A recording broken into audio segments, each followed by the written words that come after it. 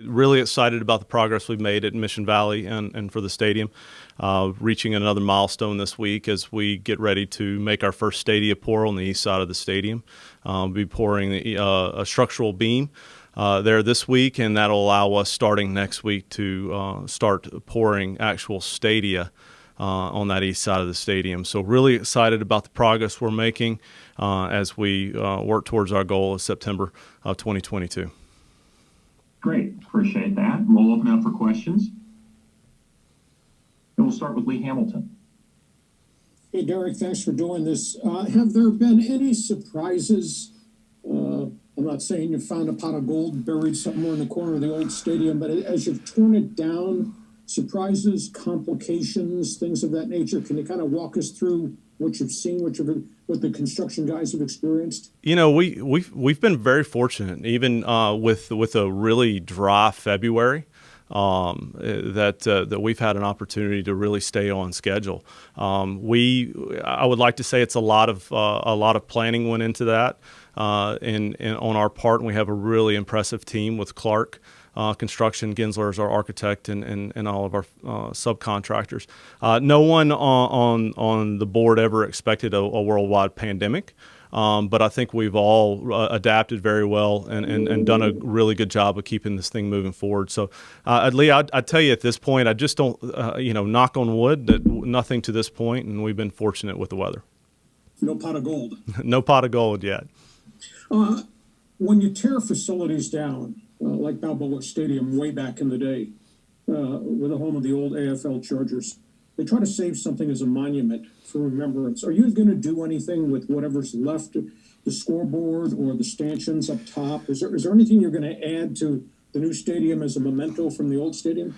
Well, I think we think a little bit alike here. Our plan is to do some of those things inside the new stadium to pay homage to a place that meant so much to a lot of people here in San Diego, as we are looking to create an environment and create a new stadium to create new memories, that we were working with the local graphics artist and looking at what we like to call Easter eggs that we'll be putting in the stadium that people have an opportunity to connect with. I don't want to give away too much yet as we're still in development, but we have a few tricks up our sleeves. Thank you. Thanks, Lee. We'll go to Jake. Hey, Derek, you kind of just touched on it a little bit, but I'm curious, in your personal life, I'm sure you know many San Diegans or people that have lived in San Diego for a long time, and how much Qualcomm or Jack Murphy meant to them. What have kind of been people's personal conversations with you, with your emotions of seeing that come down and everything they've thought of with the new stadium coming up? It's a great point, and this place has meant, the old stadium, has meant a lot to a lot of people, and a lot of people have fond memories of growing up and running up and down those ramps. But I think the most of people who are aware of this project and know the magnitude of what we're doing, and this isn't just a stadium project. We're talking about 166 acres that is going to transform San Diego. As we get to grow as an institution, we're bringing in much needed residential units. We're able to expand the footprint of campus, 1.6 million square feet of innovation district, and the economic impact that we're going to bring to this region with this project. So I think people are balancing that piece of growing up or just their fondness of those moments there with what we're going to do and how we're going to be able to help this entire region. And we're going to create a space that people can have those memories that are unique to them and with this special stadium that we believe that we're creating that's for all of San Diego. Have you felt any added pressure besides the obvious of, building a stadium and all, from the outside of friends or family, just considering to want to do it justice and do it right? You mentioned Easter egg, mentioned, the pressure of everyone feeling how important that stadium was. Have you felt? I'll say this, and those who know me know that I can't put any more pressure on myself. No one, no one else can put any more pressure on me than I already put on myself. But it's about the details, and it's about making sure that we are very deliberate in everything we do. That we want to provide the best possible experience for those patrons who are coming to this stadium. Create a unique environment. Something you can build a stadium anywhere. But this is a stadium for San Diego that's going to feel like San Diego, that you're going to have experiences here that you can't have in Ames, Iowa, or Fort Collins are great places, but this is a different stadium for us here in San Diego. Fortunately, like I said, we have an incredible team. We have a very talented architectural group who've shown through their previous projects their ability to be creative and do something unique. And so we've all taken it as a challenge that we believe that we've raised, and we're looking to raise the bar on this stadium for multipurpose and college stadiums in the country. Thank you. Thanks, Jake. We'll go to Kirk. Hey, Derek, originally, I think in the EIR, it said that you guys were going to take down the stadium a year from now. How does it advance the project more quickly by taking it down now? Anytime you can get a head start on something, it obviously it helps. One of the main pieces that we always knew we were going to have to maneuver around was the southwest corner of the new stadium and the northeast corner of the old stadium, and how they kind of connected. The ability to get the stadium down in that area will free us up and allow us more access to that space, which will ultimately help us in our timeline moving forward. The other things are the utilities that are underneath. There are a lot of utilities that are underneath the stadium that we need to get access for the overall site development. So the ability to get it down and get access to those are only going to help us. And then over the next months and say a year, will anything you think particularly go where the old stadium was? Or will that be like parking when the new one comes online? So when the old stadium comes down, which you'll see horizontal construction there, or we'll literally grade out the site. It'll start as a surface parking. You'll probably see some construction sites by opening in 2022. There might be some plots that are being set aside or being that'll be developed as residential retail spaces.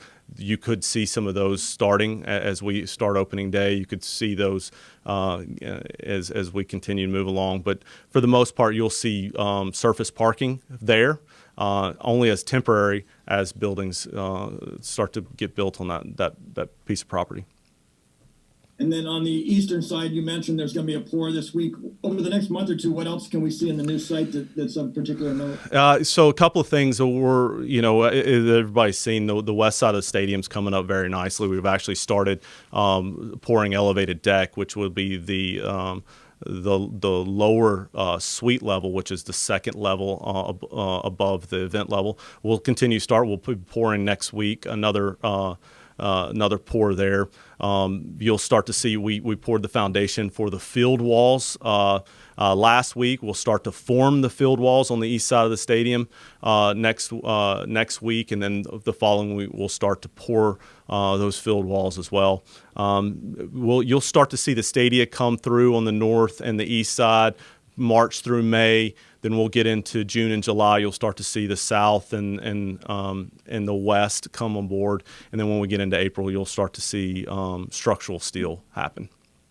And are you guys going to put a logo on the 50-yard line anytime soon? We looked at it. I think where I looked at doing actually the size of the stadium, the logo was going to be. Problem is we've got to move some equipment through that space. So as much as I love the idea, I don't want to stop our guys anytime soon for a logo. So it was something that we looked at and just don't want to stop progress. Thank you. Thanks, Kirk. We'll go to John. Derek, when is the entire old stadium demolished? So old stadium right now, you've probably seen we're about 3/4 of the way down. We've gotten to a point where it's going to slow down a little bit because we're working over some underground spaces in that area. We look to see it all the way down to the plaza level by the end of March, early April. you'll start to see the scoreboard still has to remain up because of the field access underneath it, the tunnel below it. So that'll probably come down at the end of March. And then we should be done, including removing the structural foundational piles of the old stadium by the end of summer. And then how's the determination made on like actual seating capacity? Like, do you have to actually wait to have all of the seats to see if everything lines up perfectly, or is there an actual, is it 35,000 or is it 35,002 seats? Well, we're working through that process now. It's all about doing the seating manifest with the actual seat manufacturer. So they're going through it. They're defining that, going through, making sure the spacings are correct. And so we'll know here fairly soon what that number will be. But you're always in any project like this, you're always to the last minute before you know the exact seat count to the seat, because you'll get into a project and you'll see that maybe this seat has to move and we have to move some things here and there. But we'll be really, really, really close here in the next month or so. And then just one other question. I remember reading about it, like when it would say 35,000 capacity, but like expandable, for example, to 40.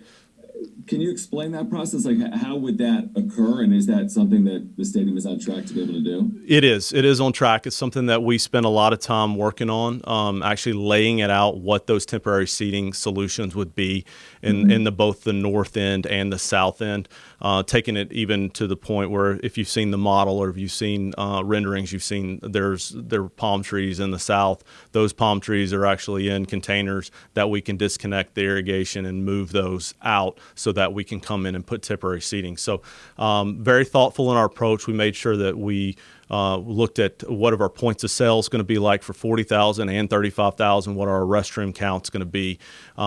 We've even had it laid out from a temporary bleacher standpoint, so we know it fits and we know it works. Thank you. Thanks, John. Thanks, John. We'll go to Tom. Derek, we love visuals. When do you think the turf would go down? And in order to play a football game there in early September of 22, when must it go down to take root? Start of stadium turf will be April or May of 2022. So that's when you'll start to see that, install the goalposts in April of 2022. So a couple of things. We've got it down to a pretty good timeline. Obviously, those can move in a construction project. You make adjustments. That's what we do. But that's the goal right now is April, May of 2022.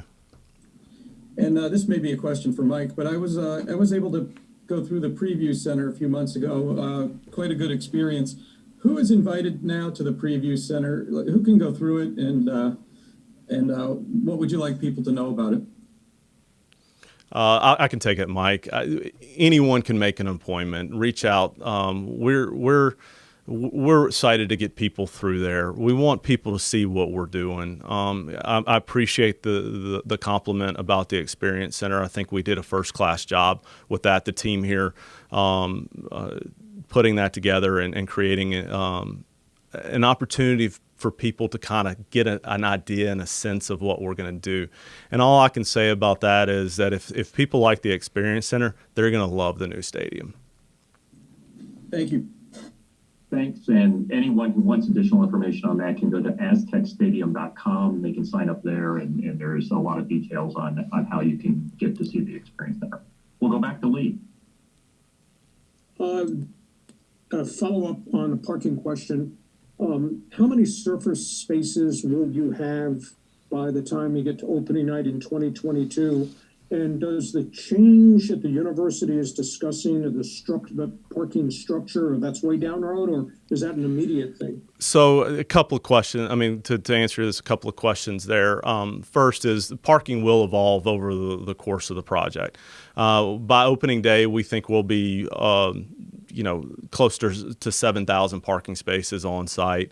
The approximate number we'll figure out once we know how many of the residential retail pads are actually under construction at that point or pulled out of parking circulation for that.